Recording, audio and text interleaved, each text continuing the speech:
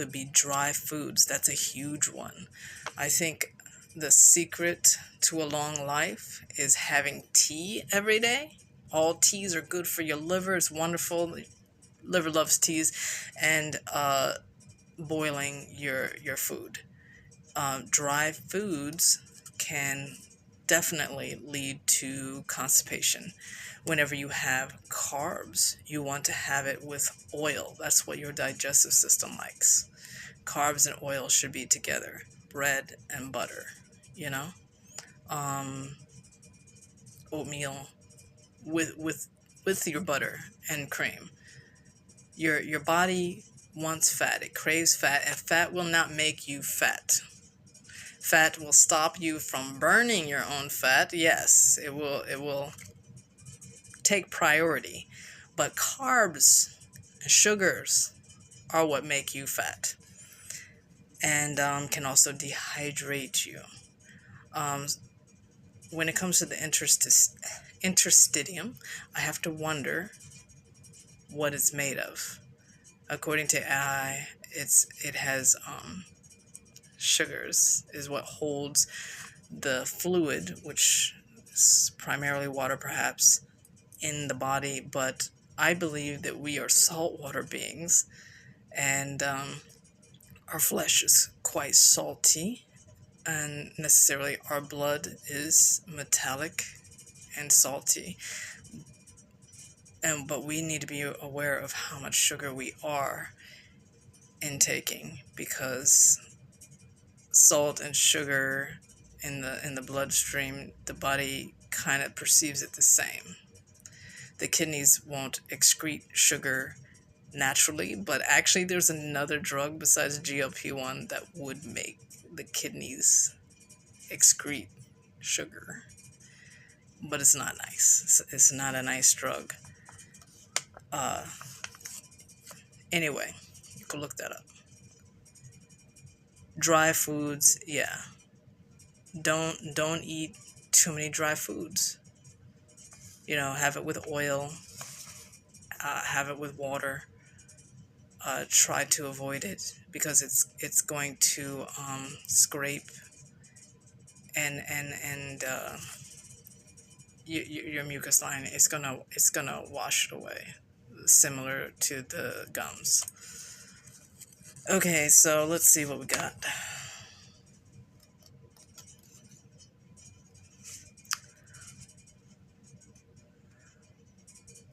Oh, I did want to give a shout out to Supernova Sloan for always saying, have that slimy aloe vera, right? Aloe vera is mucilaginous too. And yeah, he was completely right. It's going to hydrate your system, and it's going to keep things moving. And in fact, I remember when Mama Pill was speaking on people who didn't poop after like 3 or 4 days. I didn't even have that problem yet. I was almost there. Okay, now Mama Pill is in the doctors say be vegan, vegetarian consciousness, black consciousness, community. And here she is saying that, people are coming to her because they can't poop after 3 or 4 days.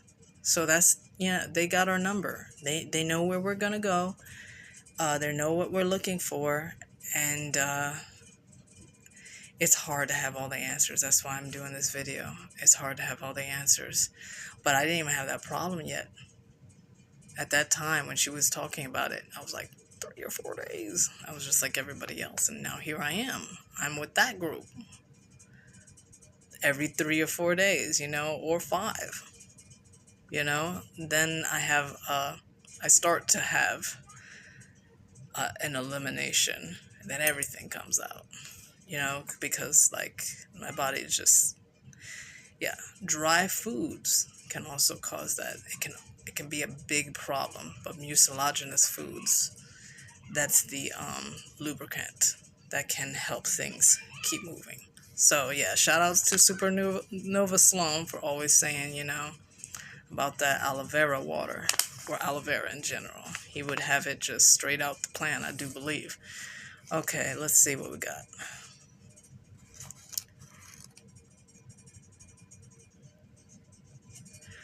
Oh, so I wanted to get into some of my favorite sugar sources as someone with SIBO.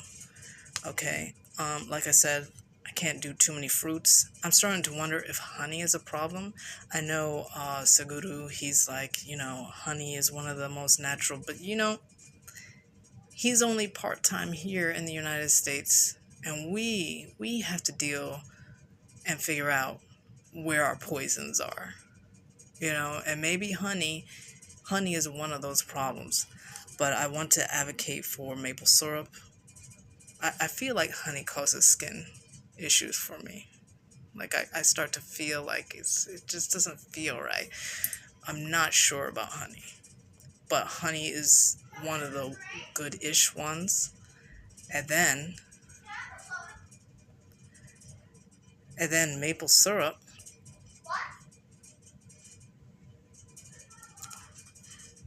I'm making a video, honey. Thank you. And then maple syrup is also is always good. It's expensive though, but it's always good. And I also want to advocate coconut sugar. Coconut sugar is it's even the way they dry it is non-toxic. But coconut sugar never seems to give me any issues or problems. So I wanted to recommend those sugars because there are so many alternative sugars, and stevia is not good for me. And I think it's important that we take into account other people's sensitivities, because I mean that's kind of what makes a guru, right? They're more sensitive and they're making recommendations for other people. Like I'm sensitive to gluten, and it's obvious to me. It's not obvious to you yet that it's undigestible and that it's causing you issues. But American wheat gluten is especially harsh. And just look at people who go to Italy or other countries. They don't have any problems with the bread or anything there, and that's just like that's the way it is. Until it's different. Okay, so when you have SIBO, okay, an overgrowth or inflammation or anything like that, or the lining is compromised, your mucal lining, you might have leaky gut, and leaky gut is going to damage the liver. I think it's very important to start looking at our livers. It's not even really talked about. It maybe because it's so strong, the liver can undergo a lot of damage before it becomes a problem. But the liver is very responsible for your health, okay? It filters the blood every single minute. It filters all your blood, and it's making everything happen. Hormone production, it's holding on to vitamins and minerals for the rest of your organs and your bodies, and the hormone production. It's making a lot happen. And they say that the liver is the seat of anger. I don't know what that's about, but that's interesting. Take that with a grain of salt. But we want to treat our liver well, and per liver, like I said earlier, your liver loves tea of all kinds, okay? The primary tea leaf, that makes black tea, white tea, green tea, oolong tea, matcha, of course, is green tea.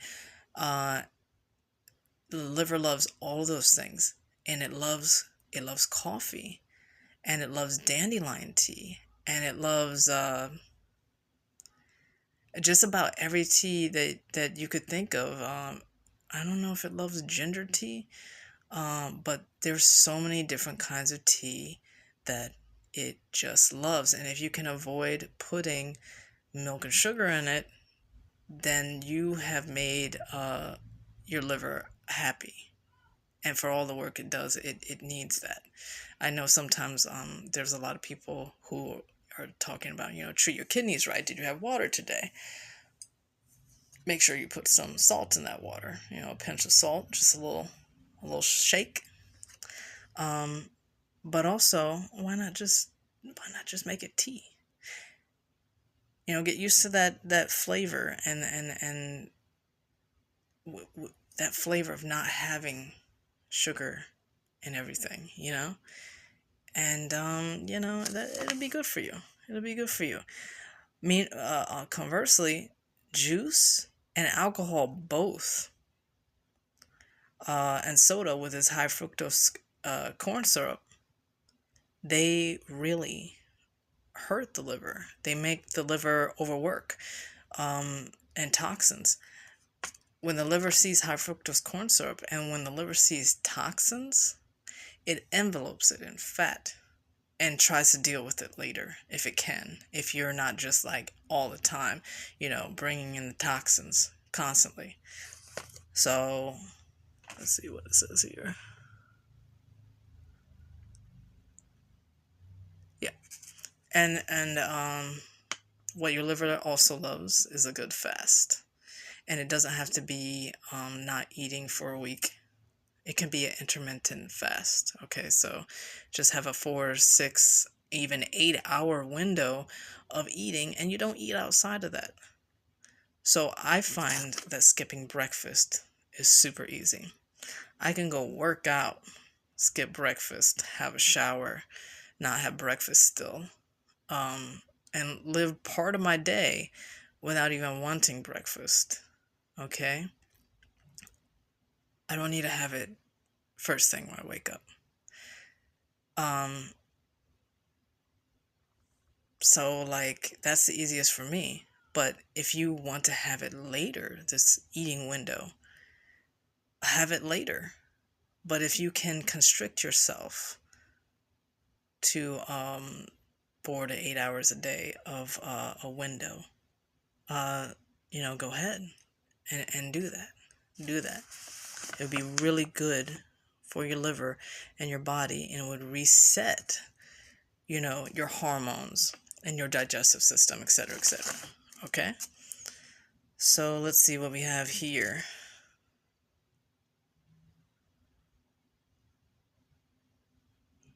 Oh yeah, your liver makes energy too. So if you feel tired after a meal, it's probably because your liver is overworked. Okay? Eating too much fats, it just makes your liver work so hard.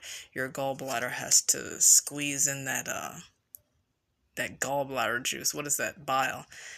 Into your duodenum to get the fat digested. And that costs the liver a lot of energy, especially if it's always just squeezing that gallbladder, squeezing. That's a tough workout.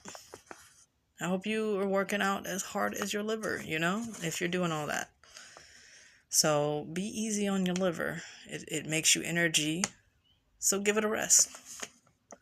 Okay, and the liver actually loves protein. Like I was saying, protein is super easy for the body to digest. It's hard to have too much, allegedly, but also that's what kidney stones are made out of.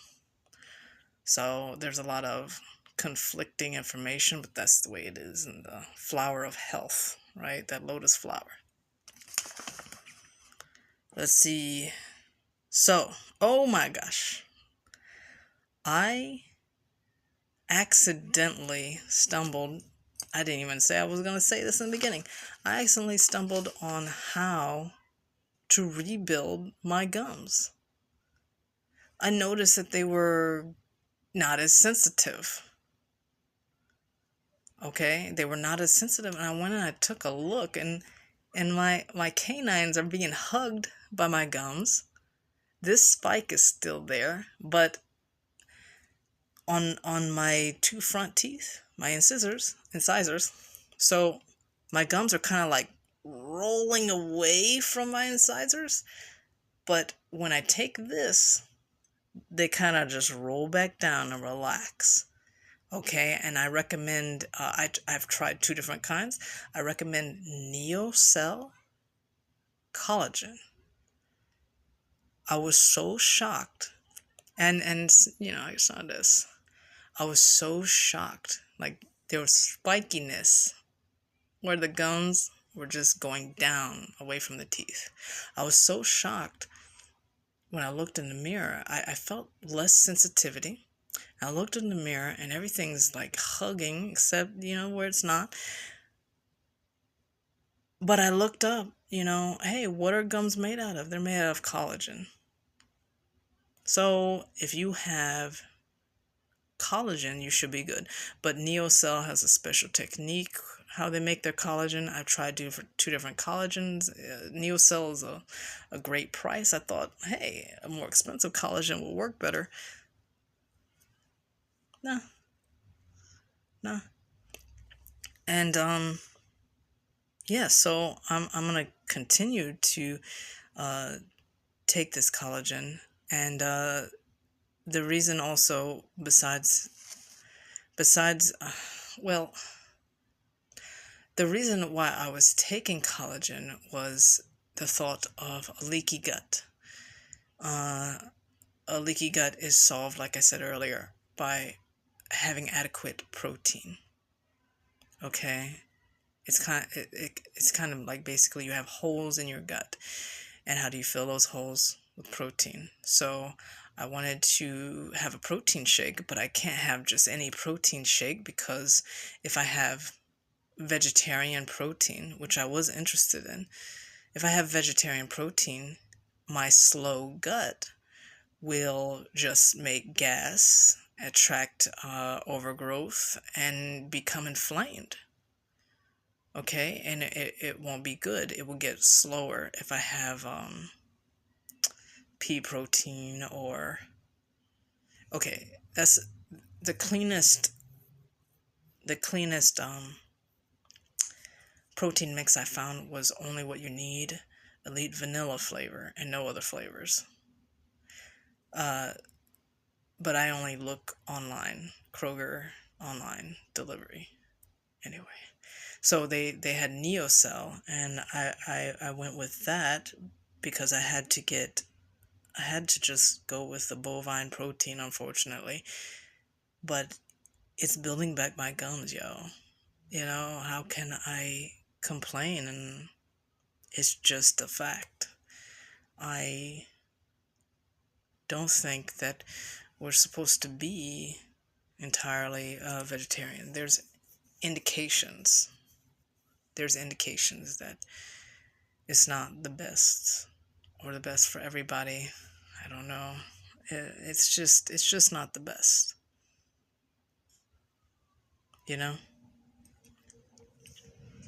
But like I said, also, we are also being poisoned. If I was never poisoned, would I need, collagen peptides? Probably not. I mean, what, 30-something-year-olds, are have receding gums. That doesn't normally happen. OMG. And at the beginning of my health journey, I also had, and I think this is what caused it, I also had big, like, lumps in my, lymphatic nodes. My grandfather had lymphatic cancer, and they removed his nodes. But I was just lucky and just waiting, because the military doctors, they weren't helping. I'm like, I got a lump, and they're like, you got a lump, and I'm like, yes, I do. And I go home and I'm like, wait, they didn't do anything. So I had lumps like all over, and they're just kind of abscesses. I think that seed oils cause that, and I just luckily got off of seed oils, and it just stopped, and I just forgot about it for years, that I had these lumps here and there under my armpit, lumps, abscesses, whatever they are. So seed oils, they are not animal fat. Just tying back into the animal thing. Animal fat is very versatile. You can use it to keep things in storage. It's antibacterial. You can heat it up to high heat. It doesn't go rancid as quickly as these seed oils. Seed oils are not meant to be heated apart from olive oil, if you're going to count that as a seed oil.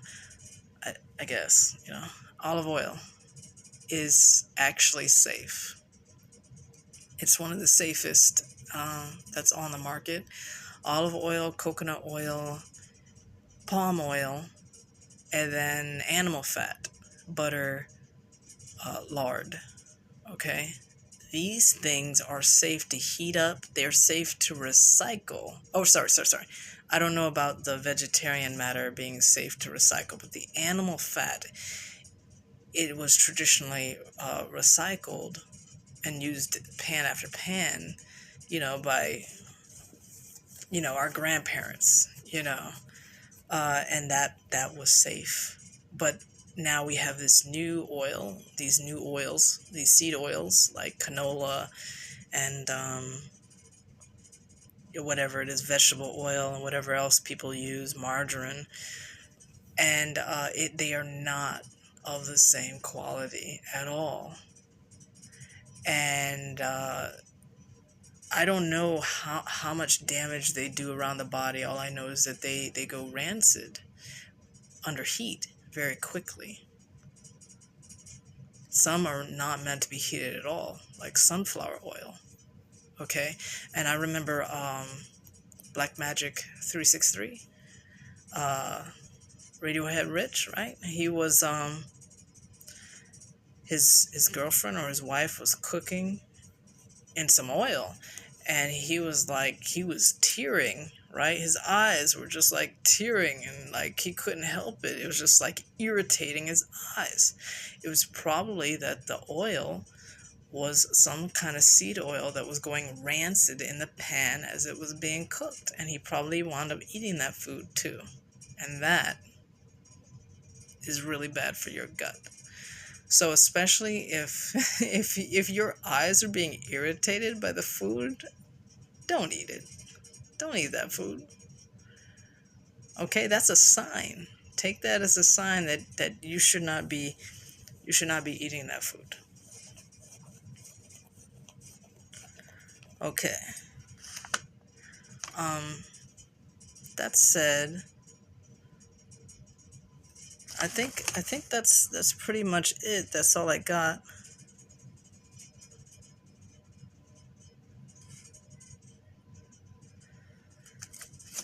Other than there's one more factor that goes into health, and two more things. Okay, when it comes to having an inflamed gut, okay, there's one thing that worked for me very, very, very consistently, and that's mint tea. Mint tea would soothe my gut well enough to actually have a regular movement at the time when things were really slow. So mint tea was very consistent. I am not. And after like 5 weeks or 6 weeks of it working every day, I stopped taking mint tea. Then after like a week I came back and it didn't work. And that's the way my health journey has been going quite a lot often. I take a break. I stopped Muay Thai, so I stopped fasting, and I just want things to have a permanent result, and they don't. And it's really, really aggravating, but I think I'm doing pretty well, and I think this new thing, the newest thing for me is the mucilage. I think this newest thing, it'll possibly lead me to having a permanent result. And good health once again. And the last thing that I forgot to talk about is histamine. please consider histamine for all, you diabetics out there. Everyone with diabetes, histamine is a neurotransmitter, but it can also affect your sugar, insulin, which is a hormone, right? So histamine is a hormone too, right? Or is it? Anyway, I think it's a neurotransmitter, and you can get it from your food, but you can also get it when you're having somewhat of a reaction from your food. And high histamine levels are going to affect your body's ability to absorb that sugar. So that's the only other thing besides the duodenum and the mucal protection that you absolutely need, okay, that I can say about, the diabetic problem that people have. So you have to regard your histamine and not have too much of it. And how do you have histamine? You have old foods, possibly even the processed foods. Like I mean, the processed foods are toxic, okay? And that's going to produce histamine in your body. But old food themselves have histamine. Having leftovers, it's not good for your body. It's not good for the way your body processes your food. Okay, having fresh food is very essential to your health. So be mindful and consider everything that you put in your body. Ask and find out what those ingredients are. Have tea and have mucilage whenever you can, or make it a part of your routine if that's what your body needs. But have tea every day and have the lime or lemon water to help you break down excessive proteins. All these things can be helpful to having very healthy lifestyle and a healthy body and having healthy outcomes. Okay, this is Black Shiva wishing you peace and health.